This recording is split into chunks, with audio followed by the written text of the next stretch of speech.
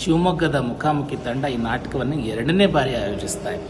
ಅಂದರೆ ನಾಟಕವನ್ನು ನೋಡುವ ಮನಸ್ಸುಗಳು ಇನ್ನೂ ಈ ರಂಗಭೂಮಿಯಲ್ಲಿ ಅಥವಾ ರಂಗಭೂಮಿಯನ್ನ ಪ್ರೀತಿಸ್ತಾ ಇರುವಂತಹ ಪ್ರೇಕ್ಷಕರಲ್ಲಿ ಇದೆ ಅನ್ನೋದು ಕಾಣಿಸ್ತಾ ಇದೆ. ಶರ್ಮಿಷ್ಠೆ ನಾಟಕ 2ನೇ ಸಲ ಆಯೋಜನೆ ಆಗ್ತಾ ಇರೋದು ಅತ್ಯಂತ ಹೆಮ್ಮೆಯ ಸಂಗತಿ. ಅಂದರೆ ಇಲ್ಲಿನ ರಂಗಾಸಕ್ತ ಬಂಧುಗಳು, ಸಹೃದಯ ಪ್ರೇಕ್ಷಕರು ಈ ನಾಟಕವನ್ನು ತುಂಬ ಇಷ್ಟಪಟ್ಟಿದ್ದಾರೆ ಅಂತ ಇದರ ಸೂಚನೆ. ಇದನ್ನು ಆಯೋಜನೆ ಮಾಡ್ತಾ ಇರುವಂಥ ಮಂಜುಗೆ ಮತ್ತು ಅವರ ತಂಡಕ್ಕೆ ಮತ್ತು ಮುಖಾಮುಖಿ ಬಳಗಕ್ಕೆ ನಾನು ಶುಭಾಶಯ ಹೇಳ್ತೇನೆ.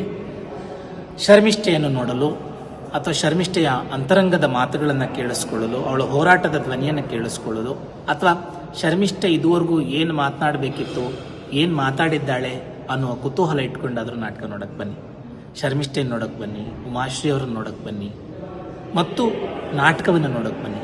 ಕನ್ನಡ ನಾಟಕಗಳನ್ನ ನೋಡಿ ಕನ್ನಡ ನಾಟಕವನ್ನು ಪ್ರೋತ್ಸಾಹಿಸಿ, ಕನ್ನಡ ರಂಗಭೂಮಿಯನ್ನು ಪ್ರೋತ್ಸಾಹಿಸಿ.